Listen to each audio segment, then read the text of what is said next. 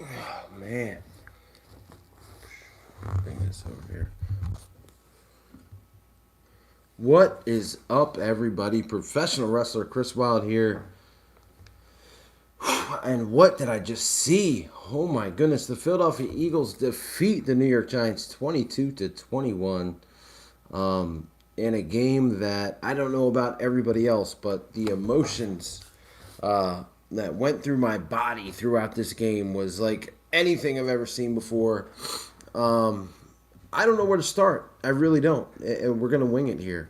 I'm gonna take a sip of this water while people get on. I told you guys win, lose, or draw, you're going to get a live video from me.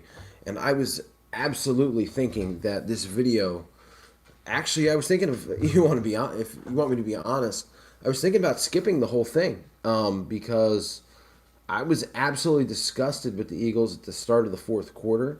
Watching the New York Giants go up 21-10. I just, I mean, there were so many people to blame. I was actually talking to my father about, well, who's the first one to blame? And I made a list. And with 6 minutes left in the fourth quarter, the Philadelphia Eagles wake up out of hibernation and start to play like an actual football team. And Carson Wentz and Boston Scott, Travis Fulgham lead the Eagles to a victory, 22-21. Again, I don't know how to feel right now.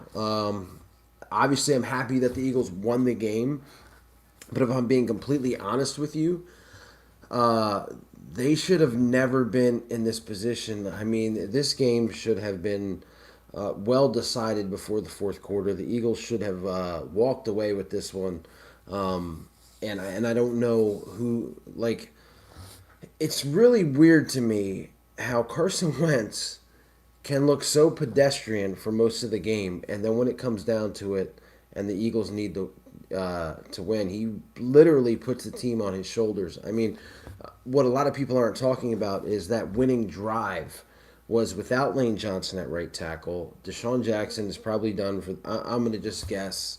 Knock on wood, this isn't true, but he was taken out on a cart after a botched punt return. He's probably done for the year, but he did it without him. What's up, Jason? Boston Scott is the giant killer. The only team that Boston Scott looks great against is the New York Giants. But it's weird how Carson all of a sudden turns it on. Bazooka, what's up, man? It's late over here on the East Coast, and I got to be honest with you, man. Like that game, I'm exhausted from that game. Absolutely exhausted. But kudos to Carson Wentz. Oh wow, you're in Mexico, TJ, or no? Are you deeper in Mexico? But yeah, Carson Wentz brings the team all the way back. I'm glad they won, but they weren't playing well. Yep. Yeah, El Cabo, awesome. Damn, I wish I was with you. Um, in Bradenton, New Jersey, New Jersey, awesome. So, yeah, this team. What is this football team that we're watching? What is it? They start the game off really hot, right? I mean, go right down the field, score. I'm thinking, man, the Eagles are going to blow this team away. The defense looks like they're finally starting to play good. And then the offense just, I mean, I'm screaming at my TV through most of the game. Why are they not throwing the ball deep? You finally have Deshaun Jackson back. You have John Hightower, who's fast. Travis Fulgham is going to create attention because of what he's done throughout the year so far. Why are they not going deep? And they did not go deep until they absolutely needed to go deep. That big deep ball to John Hightower in the fourth quarter. But man, I just, what am I watching? What did we see? And Brandon Graham with that Super Bowl-esque strip sack to ice it at the end. Look, with 40 seconds left, I had absolutely no confidence in that defense. Absolutely none. Especially since I watched Wayne friggin' Gallman, of all people, shred our defense. I wanted to be sick. I don't know if you guys, but I wanted to, nothing against this kid. He's probably got a bright future in the NFL. Daniel Jones, to watch him run the way he did on our defense. And the only thing that saved that touchdown was him falling like because he was so winded, um, which was funny. His, you know, but most frustrating game of the year. I'm so happy that we won this game. I got to be honest with you and everybody else watching. When it was 21-10, with 6 minutes left in the fourth quarter, I thought this team was done. I'm like, they're done. They're done. They lost to the New York Giants. I'm getting ready to think about what I'm going to say when I hear shit from all my Giant fan friends. Like, I mean, it was that bad. How Carson can go from looking horrible to like Joe Montana is insane this year. I mean, he went 2 drives. Was it 70 plus yards on both drives with touchdowns? It's crazy. So instead of who do I blame for a loss, because it's not a loss, it's a win. Who do we blame for the win? Number one is Carson Wentz. I mean, he just does not quit, and I think that transcends to the rest of the team. These guys don't quit. You know, we talked about it, and this frustrated me to no end. How they can look good against the Ravens and the Steelers, and then they look like a pile of shit against the Giants. And somebody said it in the chat. They were probably still tired from that battle against the Ravens, which is possible. But at the same time, the Giants, you know, they played Sunday too. Um, but they look so good against those teams, look like trash against the Giants, and then all of a sudden they wake up when they have to.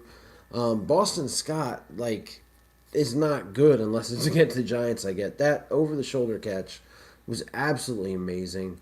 I still thought we were going to lose because, again, I have no confidence in this defense, no confidence in Jim Schwartz.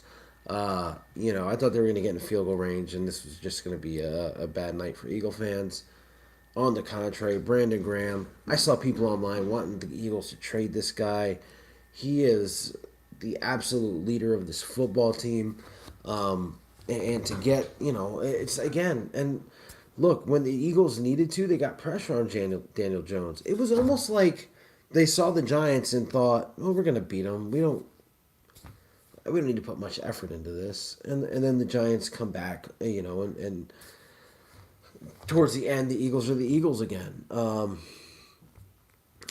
So just, I don't know how to feel. I do not know how to feel. And please, if anyone is feeling like I do, like, I don't know I really don't know what I just saw. I watch all the games with my dad. And I'm looking at it, I'm like, what did we just see? Like, they won? Holy crap.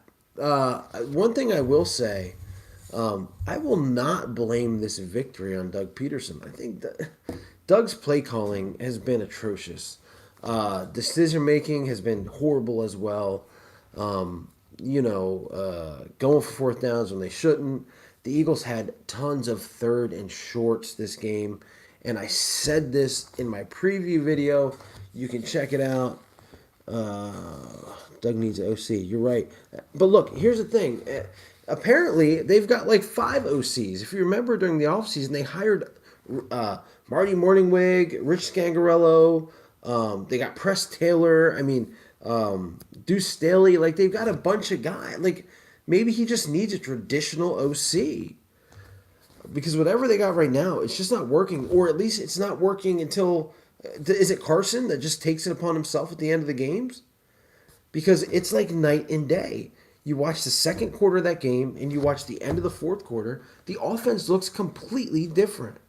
How they block. Like, with Lane Johnson, God love him, man. The guy was trying to play tough. Doug had that good drive in the first, and then he started his bullshit. Yeah, I agree. It was kind of like that. Like, they were like...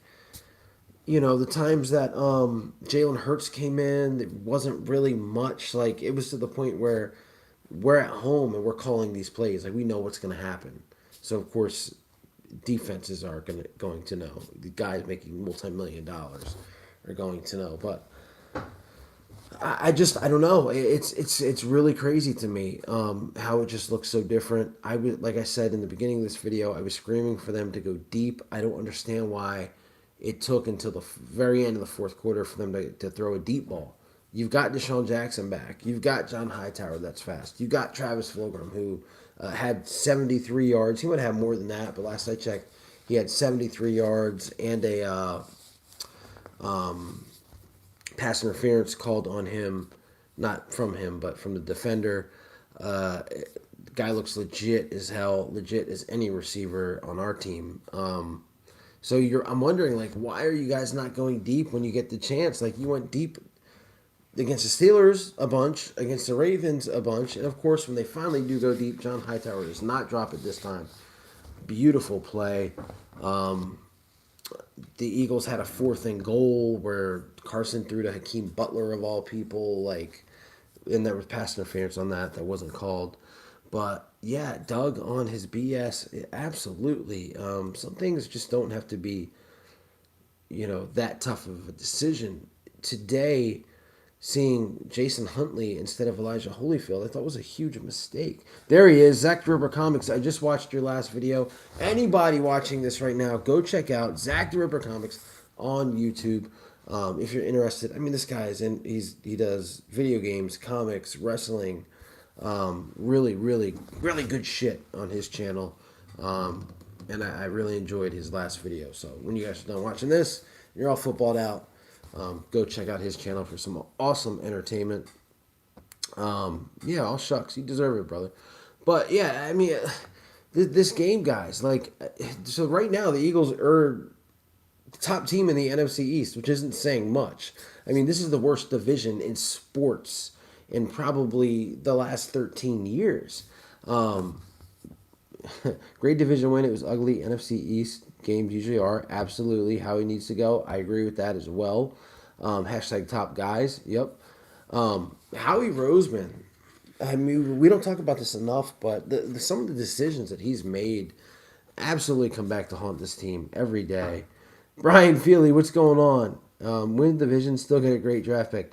Here's the thing, man. It does not. These draft picks don't matter because until you have somebody else picking the draft picks, I mean, it just doesn't matter. We can't be the worst division. We're only one with the team that has Super Bowl. Okay. But yeah, I know a lot of Eagle fans that have YouTube channels. They're like, oh, let's just get the draft pick, the best draft pick. Well, if Howie Roseman is picking, what good is it going to do? I mean, this guy, every week I get sick to my stomach watching Justin Jefferson for the Minnesota Vikings.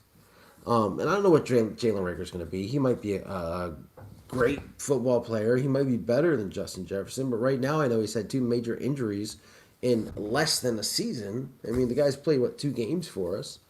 We all know how DK Metcalf, how we feel about watching him play. J.J. Arthur-Whiteside had a catch today. That was pretty cool, huh, guys? Huh? A catch. 1 catch from our second-round pick from last year.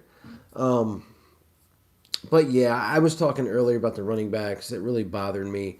I think Elijah Holyfield, and look, he hasn't played a snap in the NFL. Zach Gerber Comics with the Super Chat, $5. On his opinion, what's the rest of the season look like realistically to you? So, realistically, and what a great question too, man. Goodness great. I mean, I'm not just saying that because you're like a brother to me, but man, what an awesome question. Realistically, I mean, I don't know what to think. I just don't, because I don't know what this team is. I have no idea what this team is. How they can go from, Carson Wentz looks like 2 people. How you can look horrible, and then at the end we need to win, all of a sudden you look like Joe Montana or Aaron Rodgers in his prime, Peyton Manning. You're throwing to nobodies. You've got a makeshift offensive line. It's so hard to really judge this team right now because, again, in a couple weeks you're going to get some guys back. You're going to get your Jalen Reagor. You're going to get your Dallas Goedert. I mean, look, we look at last year. The Eagles won the division with practice squad guys. This is so much worse. At least last year we had Zach Ertz. We had Dallas Goedert. We had Miles Sanders. Right now, you're looking at Richard Rodgers, okay? Jason Kroom, Hakeem Butler, all right? Boston Scott, Corey Clement, and a guy named Jason Huntley back there. I have no outlook for the rest of the season because I don't know what I'm going to see from game to game. That would be my answer to that. I just have no idea. I just don't know. Crum Eternal. Crum didn't do anything today. But yeah, I don't know it's really crazy to me. I've never seen a football season like this, or a team like this. Look, the Giants are bad, okay, but they have a lot of skilled players that were playing today. Um, it annoyed me that the Eagles' defense played as bad as they did, didn't get much pressure. Uh, like again, how do you not get any pressure? You got pressure in the beginning of the game. The D line had got no pressure in the middle, and then when they absolutely needed to get the pressure, they get the strip sack. I don't get it. I mean, I don't understand. Oh, like how does it happen? And can we just talk about how bad NFL officials are too? Oh, these NFL officials, guys, I can't. First off, there's gonna be an age limit. You can't be old as shit and doing this. You can't. I don't understand how Hakeem Butler, and again, why would Doug Peterson was choose that guy to go to in the end zone? But they did. He gets raped in the end zone. XFL officials are way better. Yes, let me get to that in 1 second. And while Zach Urbacomics brings up the XFL, what they did was they mic'd their officials, so you heard everything that they were saying. So these little huddles that they were doing, you would hear what the reasoning was. There was a time in this game I saw something that I've never seen before. Need to be able to review those bad call plays. So they ended the pass interference reviews this year. Kind of wish they had those, but back. But they did something today that I never saw it done. So Carson Wentz throws the football. He gets hit. After he throws the football, there's a flag. I'm thinking, okay, roughing the passer. Nope. It was apparently holding on the Eagles. And then the referee first says there is no penalty for holding. Like 20 seconds goes by and you hear him get back on mic and go, correction, holding number 78. What the hell? Like he said no penalty and then eventually he said penalty. It was insane. Um, Doug Peterson's offensive play calling has been absolutely atrocious this year. And again, I don't know if this is coming from like a Marty Morningweg, who I think is a dope, or whomever, but it's bad until it doesn't need to be. Like again, the wheel route to Boston Scott, what a play at the end, beautiful. Um, so what I want, and I'm trying not to like jump around so much, but I think we need to talk about this offensive line. I felt a little bit better about it with Lane Johnson, and he obviously had no business being in there. He was toughing it out, trying to give it a go, but he just couldn't. He couldn't make it through the whole game. Whoever in charge of special teams should be fired. Yes, because who put a 32-year-old? Yeah. So look, and that's another thing. Special teams. Greg Ward, love him as a slot receiver, but the guy is not a good punt returner. He's going to call fair catch as fast as he can, and if he doesn't, he's not going to get far because he's not fast. So yeah, that would be Dave Phipp in charge of special teams. But talking about this line, the Eagles did something I didn't agree with, and I definitely don't agree with it now after watching Carson Wentz run for his life and get hit 87 more times today. But they took Herbig and Mailata left tackle, Herbig left guard. Last week they played pretty well.